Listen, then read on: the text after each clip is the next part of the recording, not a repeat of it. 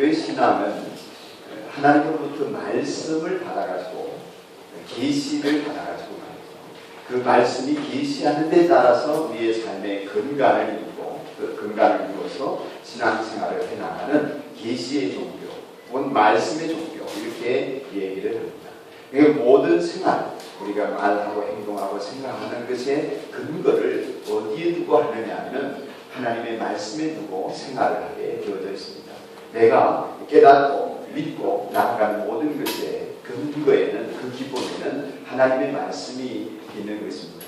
하나님의 말씀이 성경에서 예수님이 구세주라 선포하고 하나님이 행하신 일들을 우리에게 알려주셨기 때문에 우리가 예수님을 믿게 되고 예수님 때문에 죄사함 받는 것을 알게 되었지 어느 날 갑자기 내가 깨닫게 된 것이 아닙니다. 성경에 기록된 말씀 때문에 알게 된 것이죠. 그래서 하나님께서는 예수를 믿게 된 저와 여러분에게 간절히 바라는 소원이 하나 있으신데 그게 뭐냐면은 하나님의 말씀으로 내 인격을 채우기를 원하시는 것입니다. 무엇으로 채운다고요? 말씀. 우리 어린이들도 오늘 기도하면서도 또 우리 함께한 모든 청년들, 청소년들도 하나님의 말씀으로 마음이 채워지기를 원하고 계십니다. 그래서 오늘 본문 말씀을 보면 청년이 무엇으로 그 행실을 깨끗하게 하겠습니까? 그러면서 주님의 말씀을 지키는 길, 그 길뿐입니다. 이렇게 얘기하고 있는 것입니다. 요한복음 8장 31절 말씀에 보면 내 말이 너희 안에 거하면 너희가 참 내 제자가 된다. 그렇게 말했습니다. 한번 따라합시다. 내 말이 예수님이 하신 말씀이 예수님의 말씀이에요. 내 말이 너희 안에 거하면 내 제자가 되고 그렇게 말씀하셨습니다. 내 말이 너희 안에 거하면 참 내 제자가 된다고 하셨습니다. 말씀이 우리 마음을 사로잡기를 원하시는 거죠. 하나님의 말씀이 우리 마음에 채워지기를 원하시는 것입니다. 이게 하나님의 뜻입니다. 주님 말씀하시면 내가 나아가고 주님 뜻이 아니면 내가 멈춰서겠다 할 때에 말씀이 뭐고 뜻이 뭡니까? 하나님을 알아야 되지 않겠습니까? 그래서 하나님의 말씀이 내 안에 머물러 있어야 되겠습니다. 이게 무슨 뜻이냐면은 여러분 성경을 보면 우리는 하나님의 성전이다 그랬습니다. 우리의 마음이 성전이지 우리의 몸이 성전이지 마음만 가지고 얘기하겠습니다. 우리의 마음은 하나님의 성령이 머무시는 뭐다고요? 성전입니다. 성전이 뭐냐면 예배드리는 곳입니다. 옛날에 예배드리는 곳은 성소와 지성소가 이렇게 있었는데 우리의 마음이 성령이 머무시는 성전이라는 것입니다. 성전에는 성소도 있고 지성소도 있는데 성소 안에는 제사장이 늘 들어갈 수 있습니다. 근데 지성소 안에는 제사장이 못 들어가고 대제사장만 1년에 한 번 들어갈 수 있었습니다. 근데 우리의 마음이 성전이라는 것은 우리의 마음이 이 지성소 안과 같이 하나님께서 항상 임재하시는 곳이다 하는 것입니다. 옛날에는 성전을 지어놓고 성전 안에 제사장이 살면서 그 제사장만이 하나님을 예배하고 아뢰는 했습니다. 근데 지금은 예수님으로 말미암아 우리의 마음이 성전되어졌고 우리의 마음이 하나님이 계시는 곳이고 우리의 마음 속에 하나님이 머무시면서 우리가 하나님을 만날 수 있게 각자가 그렇게 할 수 있게 제사장이 없어도 하나님을 뵐 수 있게 그렇게 해주셨다는 것입니다. 그렇기 때문에 우리 마음이 성전이라면 우리 마음에 하나님이 머물실 수 있도록 내 마음에 무엇이 채워져야 하냐면 하나님의 말씀이 채워져야 된다는 것입니다. 우리 마음이 다른 쓰레기 같은 것이나 내 생각이나 어떤 욕구나 죄로 채워져 있어서는 하나님을 아련할 수 있다 없다? 없다는 것입니다. 내가 예수를 믿는 사람이고 기독교 교인인데 하나님을 못 만난다는 것입니다. 그래서 하나님의 성전인 우리 마음에 하나님의 말씀이 채워져야 되는데 어떻게 채워지나 제가 지금 중요한 두 가지를 알려드리겠습니다. 여러분 하나님의 성전이 성소와 지성소로 되어 있다고 했는데 하나님의 말씀이 우리 마음에 성소로 들어오는 길 그 문은 이해입니다. 이해. 하나님의 말씀을 깨달아야 하는 것입니다. 그래서 우리 어린이들이나 청소년들이 성경을 읽을 때 가급적이면 국어로 되어 있잖아요. 영어로 읽든 국어로 읽든 간에 한국말로 읽든 간에 성경의 말씀을 이해해야 합니다. 이해하고 깨달아져야 합니다. 그래야 그 말씀이 내 안에 머물 수가 있습니다. 이해되지도 않고 모르겠는 말씀은 우리가 머물 수가 없기 때문에 우리 안에 담을 수가 없기 때문에 첫 번째 뭐냐면 이해력입니다.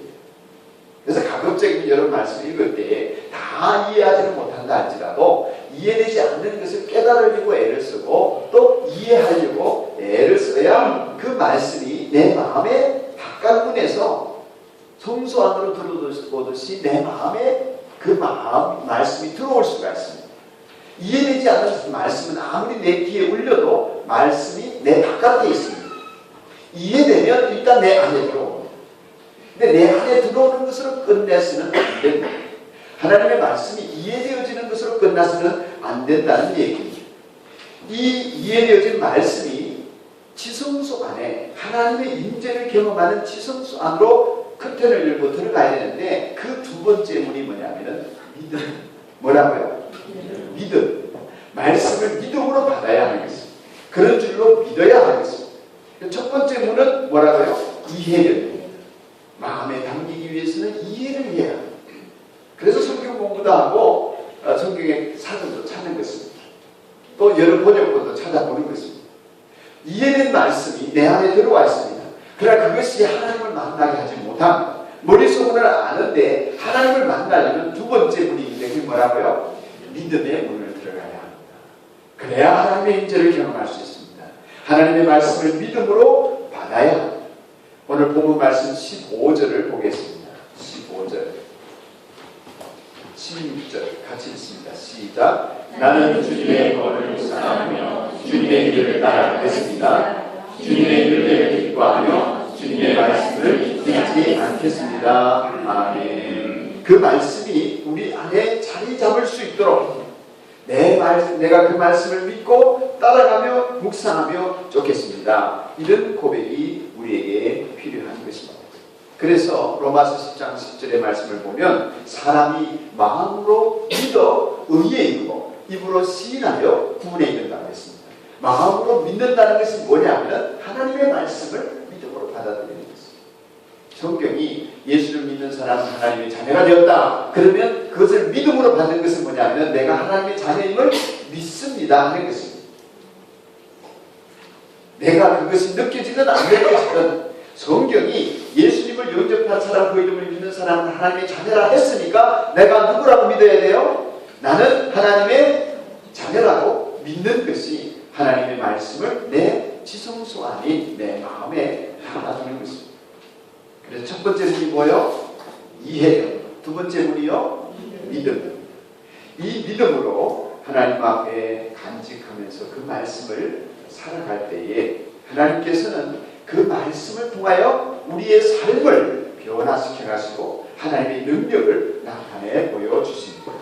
사랑하는 성도 여러분, 또 우리 어린이 여러분, 하나님께서는 여러분의 마음과 여러분의 사랑 그리고 여러분의 인격 전체를 하나님은 요구하십니다. 같이 살기를 원하세요. 하나님이 여러분에게 전부를 주셨기 때문에 여러분도 하나님에게 전부를 하나님이 바치기를 원하고 하나님과 완전히 일치가 되어 살아가기를 원하십니다. 하나님이 여러분을 받아주셨기 때문에 하나님의 자녀로 이제 여러분들이 하나님을 받아들여야 될 차례입니다. 하나님을 내가 온전히 받아들인다는 게 뭐냐? 하나님의 말씀을 내가 받아들이는 것입니다. 하나님, 이제 여러분의 마음속에 하나님의 말씀으로 가득 채우고 하나님의 말씀을 내가 믿고 나아가는 것이 하나님을 받아들이는 것입니다. 그렇게 하나님과 하나님의 능력이 내 안에 머물 때 그 속에서 하나님의 역사가 일어나는 신앙생활이 시작이 됩니다. 그렇지 않으면 하나님의 말씀이 내 안에 없을 때는 예배도 드리고 성경도 읽고 교회 왔다 갔다 하고 선생님하고 예배도 드리고 찬송도 부르는데 하나님이 경험되지 않습니다. 하나님과 하나님의 능력은 말씀이 있는 곳에 존재합니다. 있습니까? 하나님의 말씀이 있는 곳에 하나님도 계시고 하나님의 능력도 계십니다. 하나님의 말씀이 내 마음에 없는데 하나님도 계신다 할 수 없습니다. 하나님의 능력이 나타난다 할 수 없습니다. 하나님께서는 직접 그 말씀을 이루려고 하시는데 마음에 말씀이 있는 사람을 통해서 하나님의 역사하시는 것입니다. 여러분, 사랑하는 여러분, 여러분의 하나님의 말씀을 마음에 간직하고 소유할 때에 여러분 속에 역사하시는 하나님을 비로소 모시게 되는 것입니다. 비로소 나는 기도에 응답받을 수 있는 사람이 되는 것입니다. 그래서 하나님께서는 여러분의 마음속에 말씀을 받아들이고 기억하고 그 말씀을 이해할 뿐 아니라 그 말씀을 믿기를 원하십니다. 만일 여러분이 그렇게 된다면 하나님께서는 여러분을 축복하실 줄로 믿습니다. 한가한 은혜를 내려주십니다. 그런 시냇가에 심은 나무가 철을 따라 열매를 맺으며 그 잎이 시들지 아니함 같으니 하는 일마다 잘 될 것이다. 할렐루야. 하나님의 말씀을 마음에 채우고 살아가는 사람은 시냇가에 심은 나무가 철 따라 열매를 맺으며 그 잎이 마르지 않은 같이 하는 일마다 잘 될 것이다. 저는 여러분이 그 복을 받게 되기를 축원합니다. 하나님의 말씀으로 내 마음이 채워질 때 그 은혜가 있겠습니다. 내 말을 너희 속에 두어라. 내 말을 너희 마음에 두어라 하신 하나님의 말씀을 여러분과 제가 단순하게 받아들이기만 하면 되는 것입니다. 저는 여러분들의 마음을 온통 하나님의 말씀으로 채우기를 축복합니다. 간절히 그렇게 결심하시기를 바랍니다. 어떻게 해야 될까? 어떻게 해야 될까? 간단히 첫째, 인내를 가지고 여러분이 읽는 내용을 이해하려고 하십시오. 인내를 가지고 여러분 한 절의 말씀을 읽더라도 이해하려고 하십시오. 뭔 말씀인가? 나에게 뭐라고 하시려고 하시나? 이해하려고 했습니다. 두 번째, 말씀을 읽을 때 반드시 한 장을 읽고 오늘 세 장을 읽잖아요. 요한복음 세 장에서 그 중에서 한두 구절은 꼭 기억하면서 묵상하십시오. 꼭 기억하고 묵상하려고 하십시오. 하나님이 나에게 이 말씀을 주셨는데 이 말씀을 내가 마음에 간직해야지. 이 말씀을 외워야지. 이 말씀을 내가 잊어버리지 말아야지. 이 말씀을 내가 마음에 두어야 되겠구나. 그러면서 그 말씀을 마음에 말씀을 읽을 때는 꼭 묵상하시기 바랍니다. 그리고 세 번째로는 되풀이 하십시오. 수시로 생각을 하셔야 합니다. 암송했던 거, 그 말씀하셨던 거. 목사님 오늘 시냇가에 심은 나무 같대 늘 생각을 했어요. 그 사람은 잘 됐는데 하나님 말씀 마음에 담고 사는 사람은 그러면서 그 생각을 하셔야 반복해서 잊어버리지 말고 생각을 하세요. 첫 번째 오늘 드린 말씀의 요지는 하나님께서는 우리의 마음을 무엇으로 채우기를 원하신다? 말씀으로 채우기를 원하신다 하는 것입니다. 두 번째 드린 말씀은 이렇게 말씀을 마음에 채우면 어떤 일이 일어나나 하는 것입니다. 여러분 우리의 마음을 말씀으로 채우면 하나님 말씀을 묵상하면서 말씀이 내 안에 채워지면 첫째는 신호등이 생깁니다. 뭐가 생긴다고요? 신호등이 생깁니다. 우리 인생에 신호등이 생깁니다. 가야 될지 서야 될지 천천히 가야 될지 오른쪽으로 가야 될지 왼쪽으로 가야 될지 신호등이 생깁니다. 여러분 하나님의 말씀을 주야로 묵상하고 즐거워하는 사람 복이 있다고 했잖아요.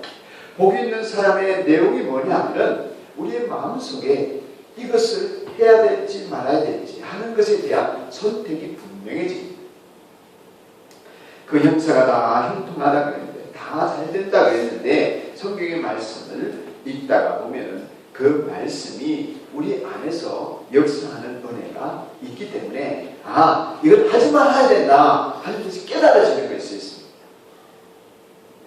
절대로 이거는 가서는 안 되는 길이다 하는 것이 깨달아집니다. 이거는 해야 된다 하는 게 있습니다. 파란 신호등이 켜집니다. 그러면 내 마음에 안 들고 내가 좀 조심스럽고 불안하고 또는 그것 때문에 내 마음속이 불편해도 가야 합니다. 파란 신호등이 켜지면 가야 합니다. 내가 네 마음에 기록한 대로 다 지켜 행하라. 그리하면 네 길이 평탄하게 될 것이고 네가 잘 될 것이다. 여호수아에게 그렇게 말씀해 주셨는데 말씀을 주야로 묵상하면 그 말씀이 우리에게 신호등 역할을 합니다. 따라서 말씀은 내 안에서 신호등이 된다. 이게 두 번째로 드리는 말씀입니다. 여러분 하나님의 말씀을 묵상하면서 그 말씀을 내 마음에 채우면 어떤 때는 그 말씀이 나에게 평안과 기쁨을 줍니다. 문제가 많은데도 불구하고 평안이 흘러넘칩니다. 여호와의 말씀은 내게 푸른 초장이 되고 쉴만한 물가가 되는 것입니다.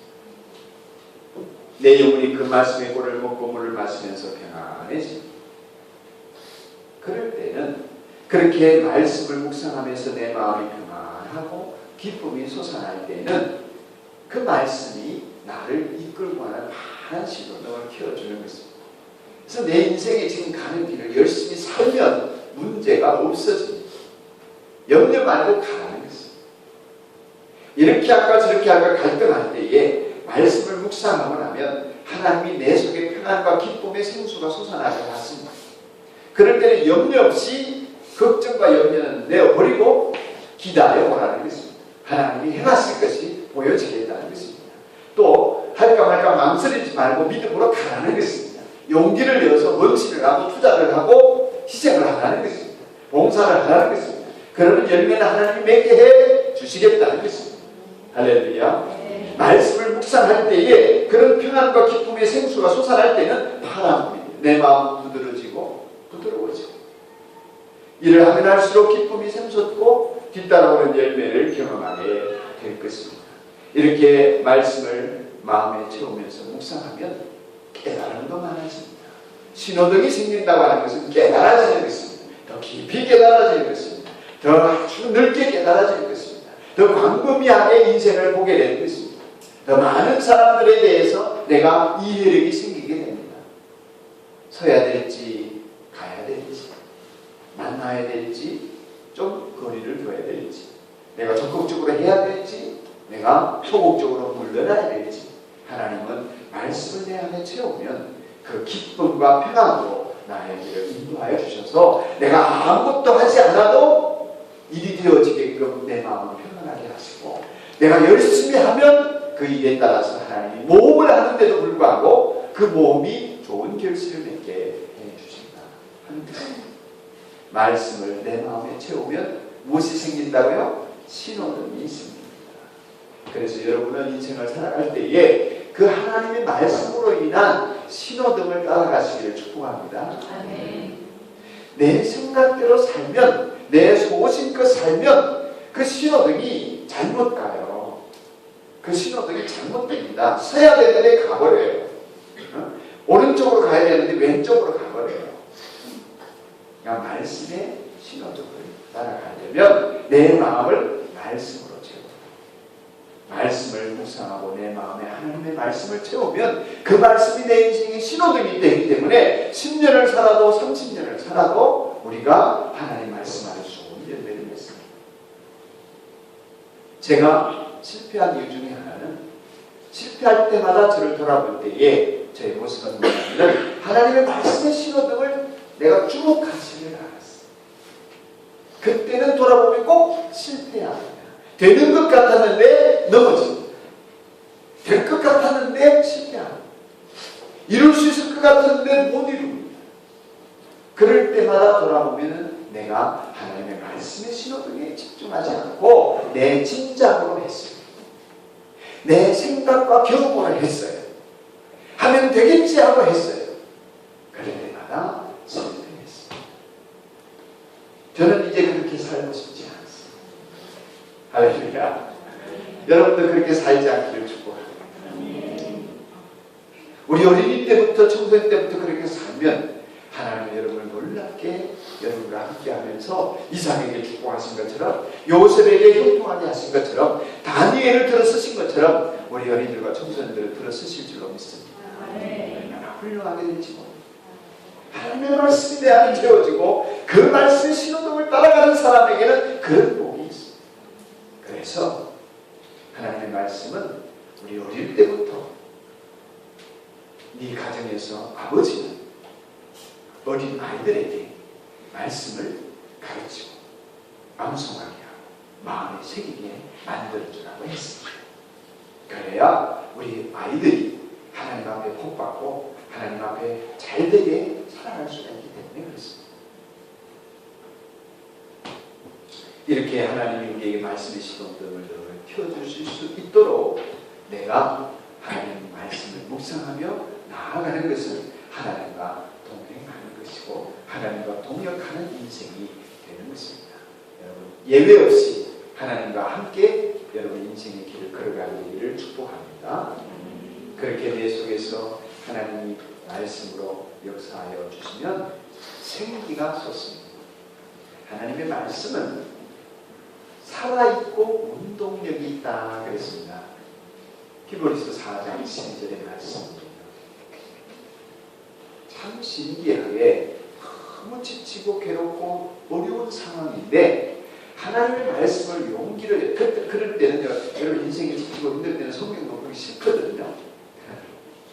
그럴 때 용기를 내어서 하나님의 말씀을 펼쳐서 읽기 시작하면 이상하게도 그 말씀이 나에게 생기를 불어넣어 줍니다.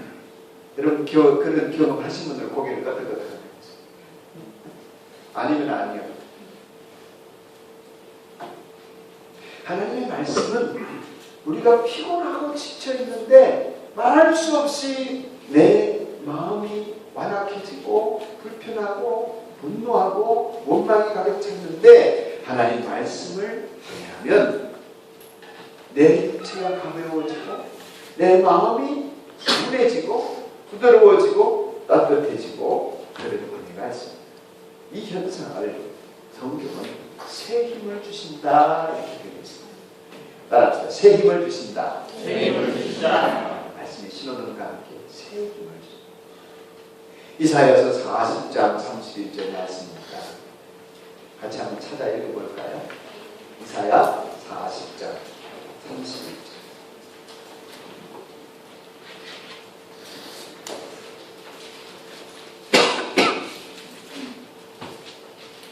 찾으셨으면 같이 한번 읽겠습니다. 시작. 네, 아직 안 찾았군요. 이사야 40장. 구약 성경이라서 그죠?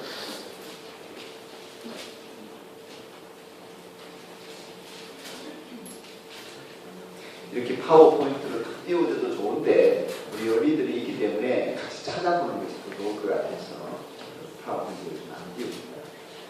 31절 시작. 오직 주님을 중앙으로 삼는 사람은 생명을 얻으리니 독수리가 나에게 쓰며 솟아오르 올라갈 것이요 뛰어도 지지 않으며 걸어도 피곤하지 않을 것이다. 아멘. 어떤 사람이 그렇다는 것입니까? 주님을 소망으로 삼는 사람. 그 마음의 말씀을 담고 주님의 말씀을 소망 삼고 살아가는 사람에게는 그 말씀의 신호등을 따라가려는 사람에게는 하나님이 새 힘을 주시다.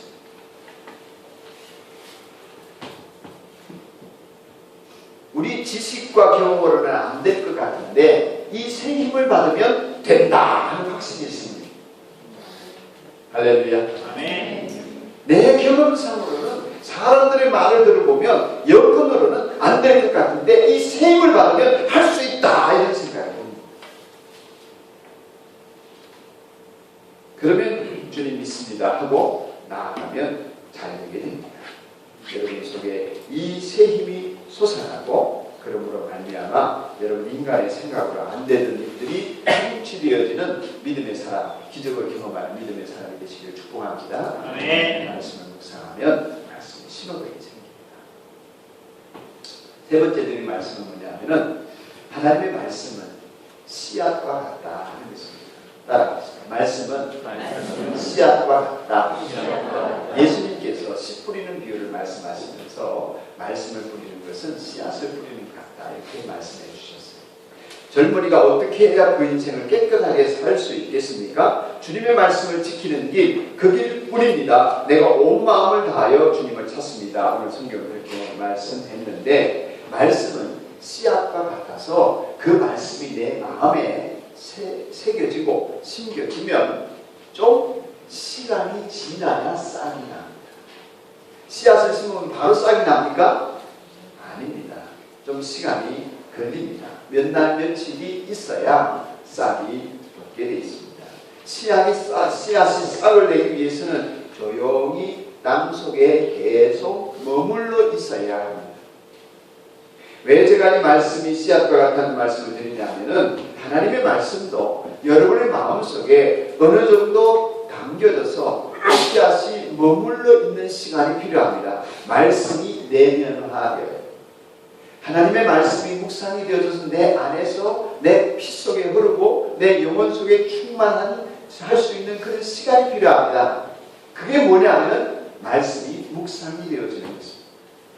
반복적 하나님의 말씀이 내 안에서 그 말씀을 생각하고 묵상하고 기도하고 그 말씀에 나를 비추어 볼 수 있어야 합니다. 어떻게 해야 된다고요? 그 말씀을 내가 비추어 나와 나를 비추어 봐야 해요. 이게 씨앗이 땅속에 머물러 있는 기간입니다.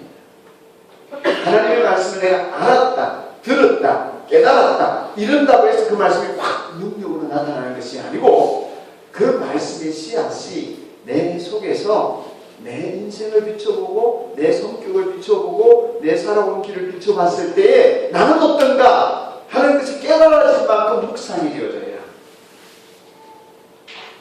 그런 시간이 필요합니다.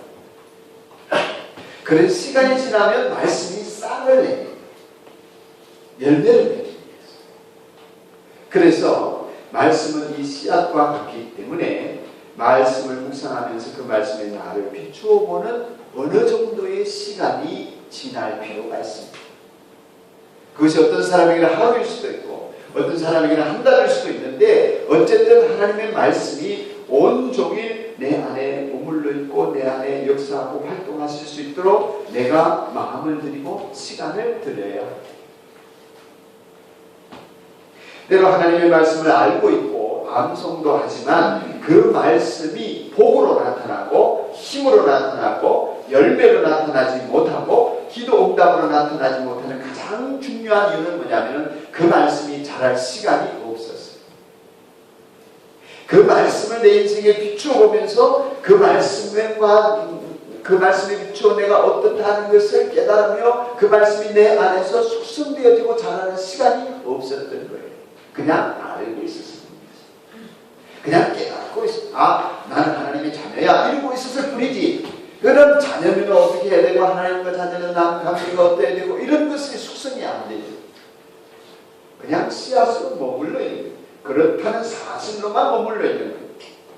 그런 하나님의 씨앗이 그냥 씨앗으로 머물러 있을 때는 아무런 열매가 없습니다.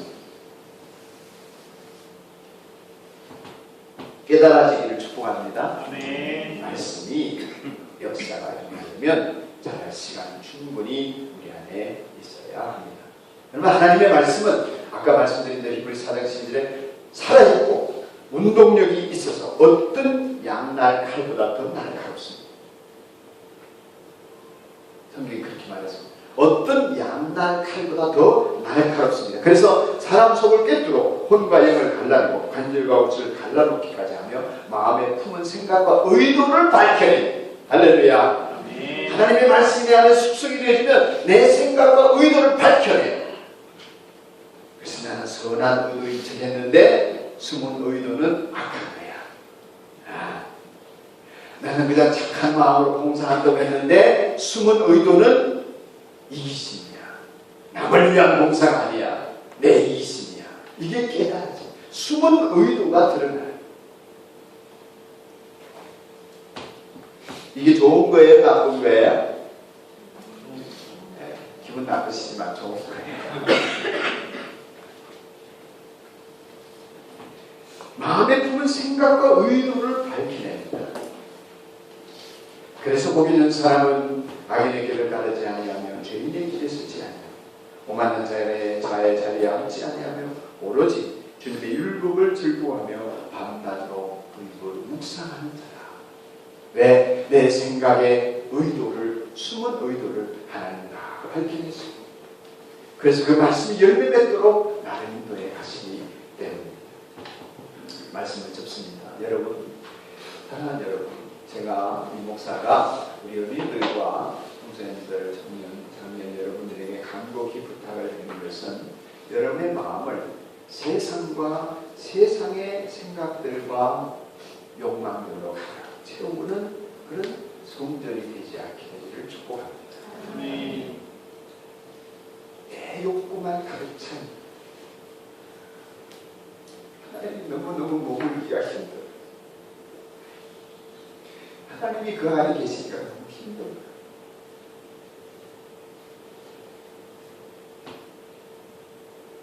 여러분과 여러분의 생각으로 가득 차 있는 그 마음에는 하나님이 어찌할 수 없는, 여러분을 어떻게 사랑하고 싶은데, 어떻게 하나님의 자녀답게 여러분에게 복을 주고 싶은데도 하나님이 하실 수 없는 그런 사람이 너무 많아요.